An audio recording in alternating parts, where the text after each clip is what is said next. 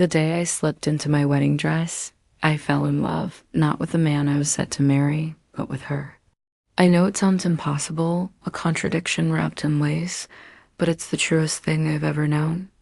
In the span of a few fleeting minutes, my carefully constructed world unraveled, and something dormant within me stirred to life, as if it had been waiting for her all along. My name is Clara. I'm 28, and for the past 5 years, I've been tethered to Michael, a man who fit perfectly into the blueprint of my life.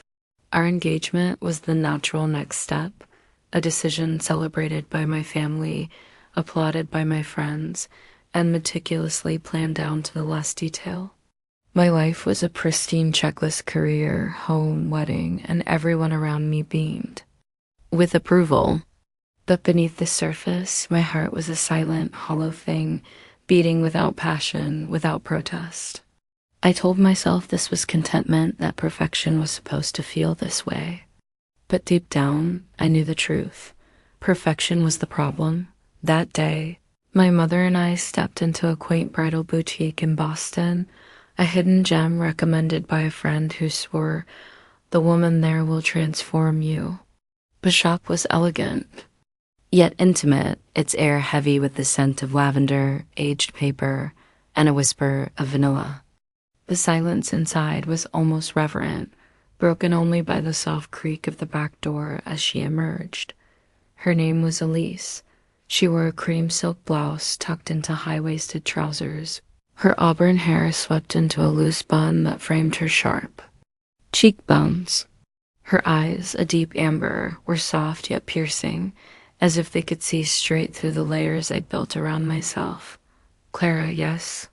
she said, her voice smooth and warm like a melody I'd forgotten I loved. "I've been waiting for you." There was something beneath her calm tone, a current of something familiar, something I couldn't name but felt in my bones, a longing I'd buried long ago. As we moved to the fitting room, my mother excused herself, murmuring about needing fresh air to clear her head. "Take your time, darling," she said, leaving me alone with Elise. The room was small, lit by a soft golden glow, the walls lined with mirrors that reflected every angle of my uncertainty. Elise handed me a wedding dress, her fingers brushing my shoulder as she helped me step into it. That touch, delicate, fleeting, sent a jolt through me, as if an invisible thread had snapped taut between us. Our eyes met in the mirror, and in that moment, the world tilted. I slipped into the dress, the fabric cool against my skin, and stared at my reflection.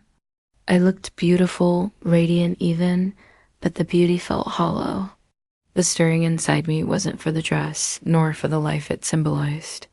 It was for the woman standing behind me, her presence a quiet storm that threatened to upend everything I thought I knew.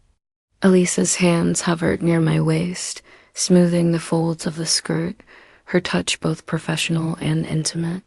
She looked up, her gaze locking with mine in the mirror, and said, "This gown suits you perfectly." But her voice carried an undercurrent, a hidden message that whispered, "You are more than this. Why did you choose this one?" I asked, my voice trembling, desperate to fill the charged silence. "Instinct," she replied, a faint smile curving her lips. "I can tell what someone needs the moment I see them." Her words were enigmatic, laced with a mystery that made my pulse quicken. "People like you," I said, testing the waters, unsure of what I even meant. She didn't respond immediately. Instead, she stepped closer, her fingers brushing the zipper as she fastened it, her breath warm against the back of my neck. "Sometimes," she said, her voice low, "you don't know what you're searching for until it's standing right in front of you." Her eyes lingered on my shoulders, and my body stiffened, not from discomfort, but from the weight of her words. I didn't ask what she meant. I didn't need to. The answer was already blooming inside me, a truth I'd suppressed for years. She suggested I try another dress, but I shook my head, my voice firm. "This is enough." Her gaze held mine as she hung the gown, her expression unreadable yet heavy with meaning. "If this is your first fitting," she said, You have a long journey ahead. Yes, I replied, my voice barely above a whisper, but I feel like I'm already at the end of something. Her brow furrowed, a flicker of surprise crossing her face, but she quickly masked it. There are moments, she said, her tone softer now, when everything seems perfect, but something essential is still missing. Her words pierced me, as if she'd reached into my chest and touched the silent ache I'd carried for so long. This woman, a stranger, seemed to speak from the same heart as mine. As we left the fitting room, my heart raced, and before I could stop myself, I blurted, "Would you like to get coffee with me?"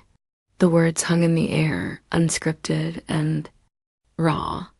Elise paused, her amber eyes searching mine, and then she nodded, a small, hesitant gesture. "There's a cafe just around the corner," she said. "It's usually quiet."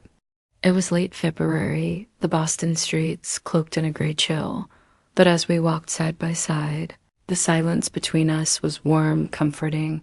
It felt effortless.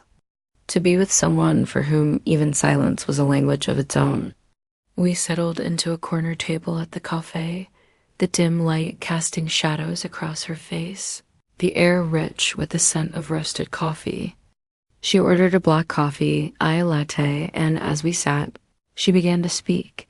"I've been doing this for years," she said, her fingers tracing the edge of her cup. "I've helped countless women choose their wedding dresses, but sometimes I meet someone and I can't fathom why they're getting married or why they think a dress will make it right." Her words hung heavy and I swallowed hard. "Did you think that about me?" I asked, my voice barely audible. "No," she said, her gaze steady. "I thought it about myself." And then she told me her story. At 38, Elise had never married, never even had a relationship that lasted more than a fleeting season. "I wanted to, desperately," she admitted, her voice cracking with vulnerability. "But life moves so fast and I never found the courage to leap." Her confession left me speechless, my eyes drawn to the elegance of her hands, the curve of her lips, the depth of her eyes. For a moment, we simply stared, the air between us electric with unspoken longing. "Does this feel absurd?" I asked, my voice trembling. "I don't know," she replied, leaning closer, her voice a whisper. "But it feels real." And then, as if drawn by an invisible force, she said my name, Clara, so slowly, so deeply, that it felt like the first time I'd ever truly heard it. Seconds later, our lips met, a kiss that held no urgency, no hesitation, but all the weight of years unspoken. It was as if every suppressed desire, every buried truth, had found its voice in that single perfect moment. When it ended, we didn't look away. We held each other's gaze, two souls recognizing their mirror in the other. Before we left, Elise took my hand, her touch gentle yet firm. "Clara," she said, her voice raw with emotion, "I don't know where this leads, but I won't hide from it." The vulnerability in her words mirrored my own. "I don't know either," I replied, "but this might be the truest thing I've ever felt." We left the cafe together, walking side by side through the gray streets, our hands not touching, but our hearts intertwined. When we reached the boutique, I said, "I'll call you in a few days." She nodded, and we parted ways, but the space she left behind was anything but empty. On the drive home, I felt a strange void, not regret, not fear, but a hollow ache, as if a part of me, long suppressed, had finally broken free, and I didn't yet know how to carry it. That night, Michael was radiant, chattering about guests, lists, music, and cake flavors, his excitement a stark contrast to the storm raging inside me. As he spoke, my mind drifted to Elise, her voice, her hands, her gaze. Those few hours with her felt more real, more alive than the 5 years I'd spent with him. Days passed in silence, neither of us reaching out, and with each quiet hour, my clarity began to blur. Was this a fleeting infatuation, a moment of madness? I waited, hoping she'd call, needing her to take the next step, but the silence stretched on and doubt crept in. 2 weeks before the wedding, I found myself at the boutique again, my heart pounding as I pushed open the door.